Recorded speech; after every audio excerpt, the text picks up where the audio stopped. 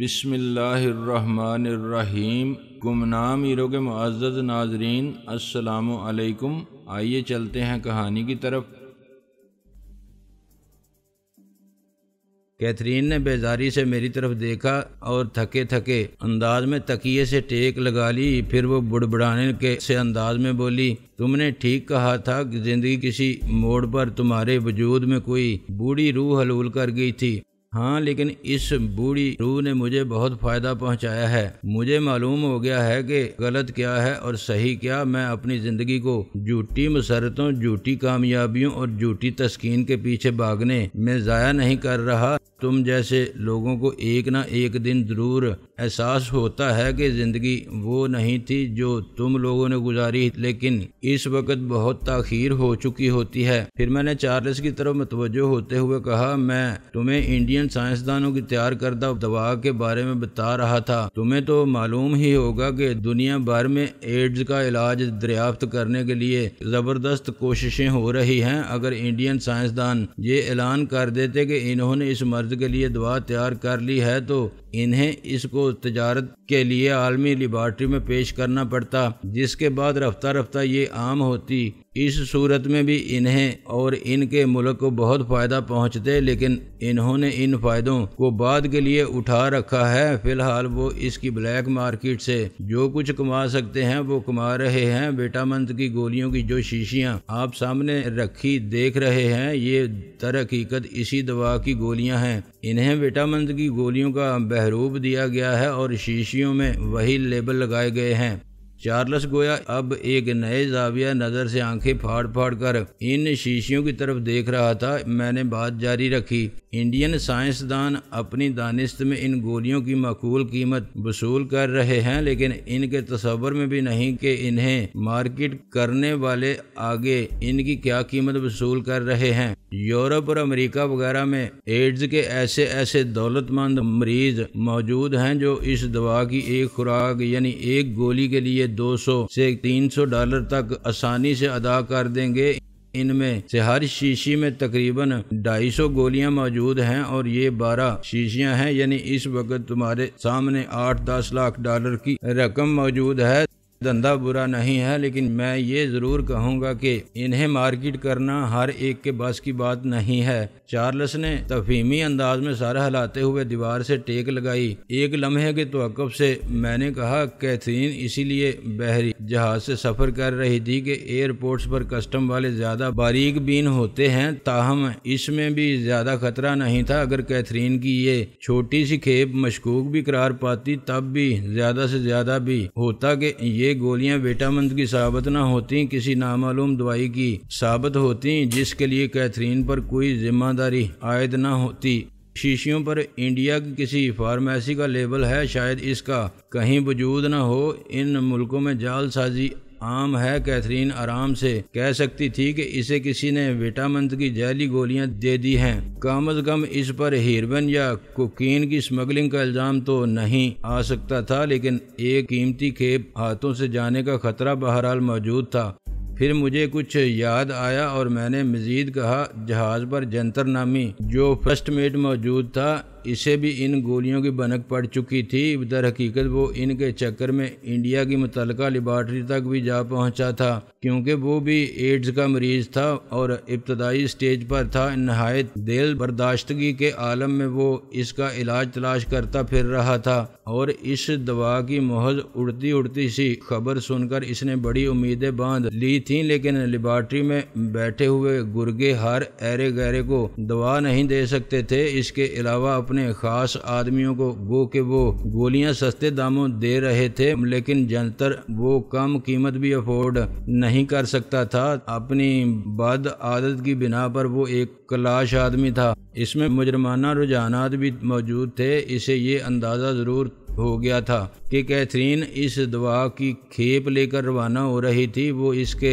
پیچھے لگ گیا۔ سفر کے دوران وہ یقیناً کیتھرین کے کیبن کی تلاشی لے رہا تھا، اور شاید اس نے گولیاں تلاش کر کے ابھی اندازہ نہیں لگایا تھا کہ یہی اس کی مطلوبہ دوا تھی۔ اسی دوران عملے کا ایک بنگالی آدمی عبدل اس کے سر پر جا پہنچا۔ اس نے شاید جنتر کو رنگے ہاتھوں پکڑ لیا تھا۔ جہاز کے ایک افیسر کے لیے یہ بڑی معیوب صورتحال تھی۔ جنتر نے گھبراہٹ میں اسے قتل کر دیا، بعد میں لاش خالی کیبن میں رکھ دی۔ اس کا ارادہ یہی ہوگا کہ موقع ملنے پر لاش سمندر میں پھینک دے، لیکن میری وجہ سے لاش دریافت ہو گئی۔ پھر جب چھاپے کے وقت اس نے دیکھا کہ کیتھرین تو اس کے اندازے سے پہلے ہی رخصت ہو رہی ہے اور دوا گویا اس کے ہاتھ سے جا رہی ہے، تو اس نے جان پر کھیل کر اسے یرغمال بنانے کی کوشش کی۔ اس نے شاید سوچ لیا تھا کہ اسے مرنا تو ویسے بھی ہے، لہذا دردناک موت مرنے کے بجائے ایک آخری کوشش کیوں نہ کر کے دیکھ لی جائے۔ اس کوشش میں وہ میرے ہاتھوں مارا گیا۔ اگر وہ عبدل کا قاتل نہ ہوتا تو شاید مجھے اس کے مرنے کا افسوس ہوتا۔ اگر میں فوری قدم نہ اٹھاتا تو وہ کچھ بھی کر گزرتا۔ چارلس جھرجھری سے لے کر سیدھا ہوتے ہوئے بولا، میں تمہارا یہ احسان کبھی نہیں بھولوں گا۔ ہم تمہارے لیے اجنبی تھے، لیکن تم نے ہمارے لیے اپنی جان خطرے میں ڈالی۔ بات دراصل یہ تھی کہ جس نے آپ لوگوں کی سفارش کی تھی وہ میرے لیے اجنبی نہیں تھا۔ میں نے ڈریسنگ ٹیبل کے اسٹول پر بیٹھتے ہوئے کہا، تمہارا مطلب ہے سیٹھ رمضان؟ چارلس بولا، ہاں۔ میں نے اس بات میں سر ہلایا۔ وہ خاصا بزدل اور نیم مزاحیہ سا شخص ہے، لیکن میری خاطر وہ بھی اپنی جان خطرے میں ڈال سکتا ہے، بلکہ کوئی بعید نہیں زیادہ ہی سنگین صورتحال میں وہ میرے لیے جان قربان بھی کر دے۔ مشرق میں بڑے عجیب کردار پائے جاتے ہیں، چارلس بولا۔ ہر جگہ بڑے بڑے عجیب کردار پائے جاتے ہیں اور بڑے بڑے بد کردار بھی۔ میں نے ٹھنڈی سانس لے کر کہا، کیا میں تمام رات یوں ہی بندے ہاتھوں لیٹی رہوں گی؟ کیتھرین منمنائی۔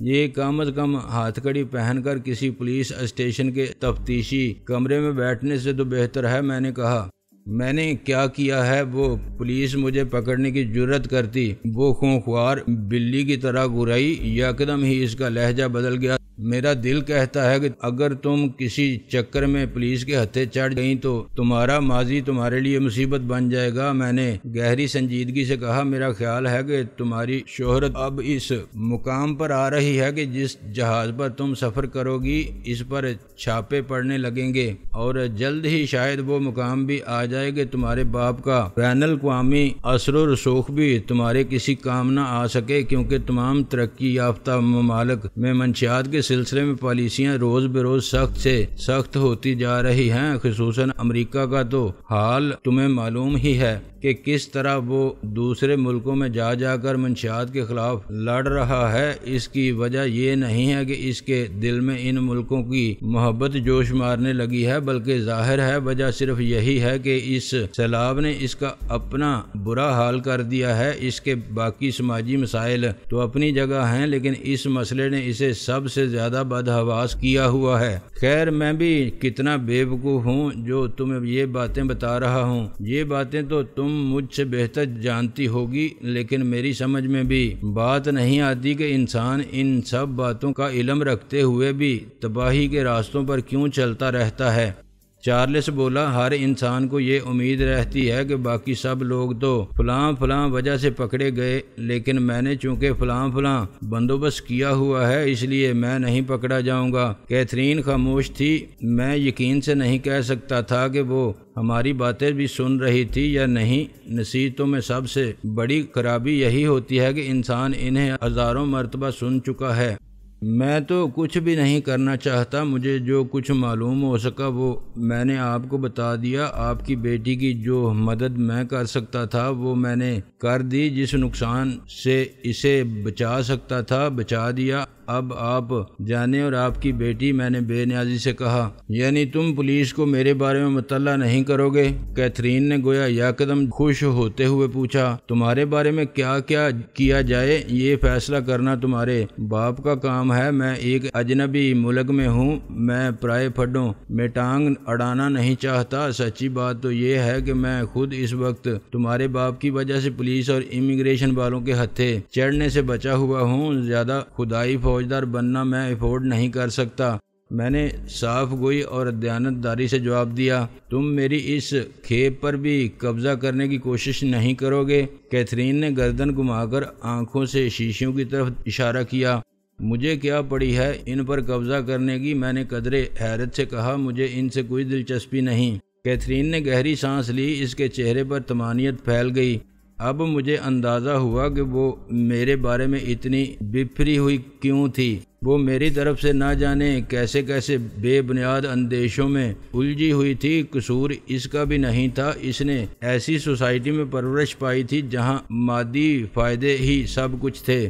اس کے بعد نہ جانے کب سے وہ ان حلقوں میں سرگرم تھی جہاں منافع بخش چیزوں یا دولت کے لیے ایک پل میں دوسرے کا گلا کاٹ دیا جاتا تھا، جہاں کسی کے راز سے آگاہ ہونے کے بعد اسے پوری طرح مٹھی میں جکڑنے کی کوشش کی جاتی تھی۔ اس نے جب گولیاں اپنے کمرے سے غائب پائی ہوں گی تو اسے پہلا خیال یہی آیا ہوگا کہ میں نے وہ ہڑپ کرنے کی نیت سے چرائی ہیں۔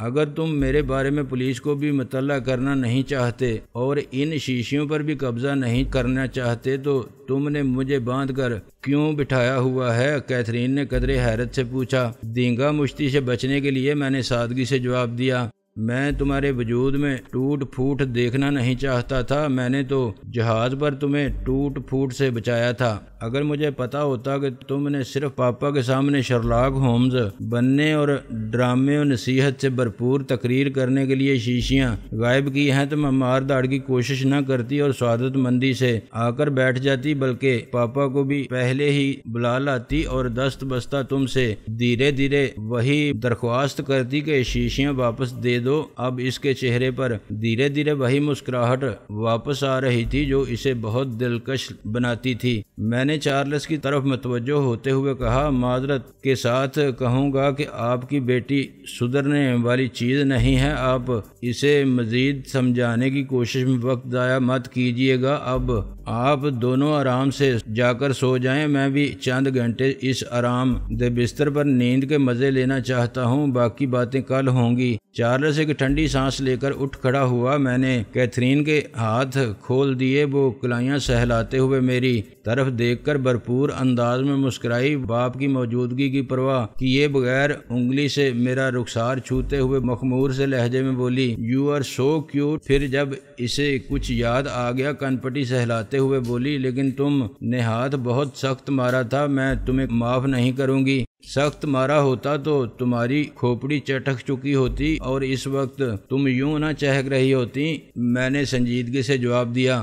اس نے اپنی شیشیاں پیار بھرے انداز میں ایک ایک کر کے نہایت احتیاط سے اٹھائیں اور ایک تکیے کا غلاف اتار کر دھیرے دھیرے اس میں ڈالتے ہوئے چارلس کے اداس چہرے کی طرف دیکھ کر بولی، پاپا آپ نے کبھی اپنی بیٹی کی صلاحیتوں کی قدر نہیں کی، کبھی میری کارکردگی پر خوش نہیں ہوئے۔ آپ کو کم از کم یہ سن کر تو خوش ہونا چاہیے کہ اس وقت سوئٹزرلینڈ میں ایک خفیہ اکاؤنٹ میں میرے $9 ملین جمع ہیں۔ اسپین کے شہر میڈرڈ میں میری ذاتی ولا ہے، پیرس میں ذاتی اپارٹمنٹ ہے۔ پاپا آپ کو خوش ہونا چاہیے کہ آپ کی بیٹی نے اس نوجوانی میں اتنی دولت کمائی ہے جو آپ اتنے بڑے ڈپلومیٹ ہوتے ہوئے بھی پوری دنیا میں نہیں کما سکے، اور ابھی تو میرے سامنے نہ جانے کتنی عمر پڑی ہے۔ $9 ملین اسپین میں ولا اور پیرس میں اپارٹمنٹ کا ذکر سن کر یقیناً چارلس کو جھٹکا لگا تھا، لیکن اس کے چہرے پر ناگواری برقرار رہی۔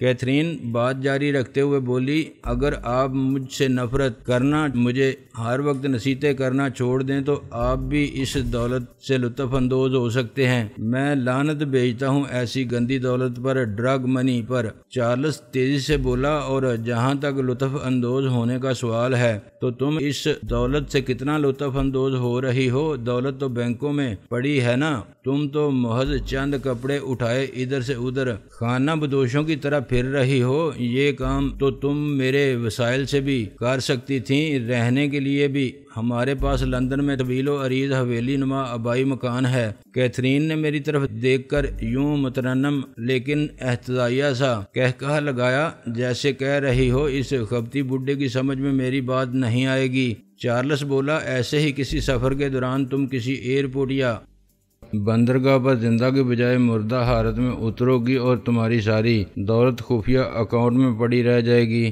یہ تو کسی کے ساتھ بھی ہو سکتا ہے، اس میں ایسی حیرت یا عبرت کی کیا بات ہے؟ کیتھرین بولی، صرف فرق یہ ہے کہ جائز ذرائع سے دولت کمانے والوں کا ضمیر اس وقت بھی مطمئن ہوتا ہے جب وہ اس دنیا سے رخصت ہو رہے ہوتے ہیں۔ چارلس بولا، جائز رائے ضمیر کیتھرین احتجاجیہ انداز میں ہنسی۔ پاپا میں آپ کو کیسے سمجھاؤں کہ آج کے دور میں یہ باتیں بے معنی ہو چکی ہیں؟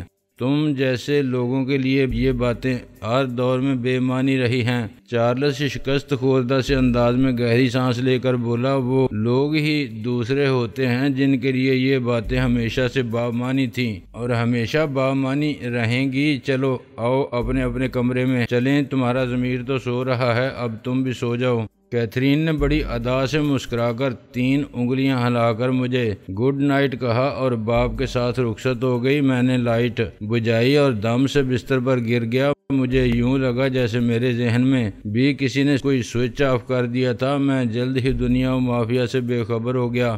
دوسرے روز تقریباً دوپہر کو ہم تینوں ناشتے کے لیے میز پر یکجا ہوئے۔ اتفاق سے تینوں ہی تقریباً ایک ساتھ تیار ہو کر ڈرائنگ روم میں پہنچے تھے۔ کیتھرین اب بالکل صاف تازہ دم نظر آ رہی تھی۔ وہ شوخ سرخ رنگ کے ایک عجیب سے لباس میں تھی اور ماڈل نظر آ رہی تھی۔ اس کا وجود غالباً فرانسی کی کسی بیش قیمت خوشبو میں نہایا ہوا تھا۔ خوشبو کے علاوہ اب دولت کی خوشبو بھی اس کے وجود سے پھوٹ رہی تھی۔ اب واقعی اس پر نظر ڈالتے ہی احساس ہوتا تھا کہ وہ ایک دولت مند لڑکی تھی۔ اس نے سیاہوں جیسے حلیے کو فی الحال خیر باد کہہ دیا تھا۔ اس کے ساتھ ہی گویا اس کی حرکات و سکنات میں بھی تبدیلی آ گئی تھی۔ وہ واقعی بہت بدلی سی لگ رہی تھی۔ میز پر بیٹھتے ہوئے وہ کن پٹی مسل کر دھیمے لہجے میں بولی، رات والی چوٹ خاصی تکلیف دینے لگی تھی، پین کلر کھا کر آئی ہوں۔ اگر میں نے اپنا دفاع کرنے میں پھرتی نہ دکھائی ہوتی تو اس وقت میری روح عالم بالا میں کہیں بھٹک رہی ہوتی۔ اسے تو کوئی پین کلر واپس بھی نہیں لا سکتی تھی۔ فی الحال تو بات پین کلر پر ٹل گئی ہے ڈیئر، میں نے مسکراتے ہوئے کہا۔ وہ دھیرے سے ہنس کر رہ گئی۔ ناشتہ کرتے ہی چارلس میز سے اٹھ گیا۔ وہ چند لمحے کے لیے اپنے کمرے میں گیا، پھر بریف کیس اٹھائے کمرے سے باہر نکلا اور کچھ بتائے بغیر تیزی سے رخصت ہو گیا۔ وہ کچھ پریشان معلوم ہوتا تھا۔ اس کے ذہن پر کوئی ایسا بوجھ تھا اور میرا اندازہ تھا کہ یہ بوجھ اور پریشانی کیتھرین کے علاوہ تھی۔ میں اور کیتھرین ابھی ناشتے کی میز پر ہی موجود تھے۔ میں کافی دنوں بعد نہایت عمدہ کافی میسر آنے پر دھیرے دھیرے چسکیاں لیتے ہوئے لطف اندوز ہو رہا تھا، جبکہ کیتھرین نے سگریٹ سلگا لی تھی۔ اس سے پہلے میں نے اسے سگریٹ پیتے نہیں دیکھا تھا۔ دھوئیں کے لہریوں کے عقب سے وہ نیم و آنکھوں سے میری طرف دیکھ رہی تھی۔ بظاہر وہ بالکل پرسکون تھی، لیکن میرا اندازہ تھا کہ اس کے ذہن میں کوئی کھچڑی سی پک رہی تھی۔ دفعتاً وہ بولی، جو لوگ تم سے زیادہ بے تکلف ہوں گے یا زیادہ قریب ہوں گے وہ تمہیں افی کہہ کر پکارتے ہوں گے۔ ہاں، میں نے جواب دیا، لیکن تمہیں اچانک یہ پوچھنے کا خیال کیوں آ گیا؟ اگر تمہیں کوئی اعتراض نہ ہو تو میں بھی تمہیں افی کہہ کر پکاروں؟ اس نے گہری سنجیدگی سے پوچھا۔ اعتراض؟ میں نے آنکھیں پٹ پٹائیں۔ یہ تو میرے لیے ایک بڑا اعزاز ہوگا۔ پھر میں نے خوابناک سے لہجے میں کہا، کسی حسین لڑکی کے منہ سے افی کے نام سے پکارے جانا کتنا سہانا لگتا ہے۔ خواہ مخواہ دل پھینک نظر آنے کی کوشش مت کرو، بدستور سنجیدگی سے بولی۔ مجھے اندازہ ہے کہ تم دل پھینک نہیں ہو۔ میرے بارے میں خواہ مخواہ اندازے وغیرہ قائم کرنے کی کوشش مت کرو۔ میں تو بہت ہی بے اندازہ قسم کا شخص ہوں۔ میرے بارے میں اکثر لوگوں کے اندازے غلط ہو جاتے ہیں۔ میں نے سنجیدہ ہوتے ہوئے کہا،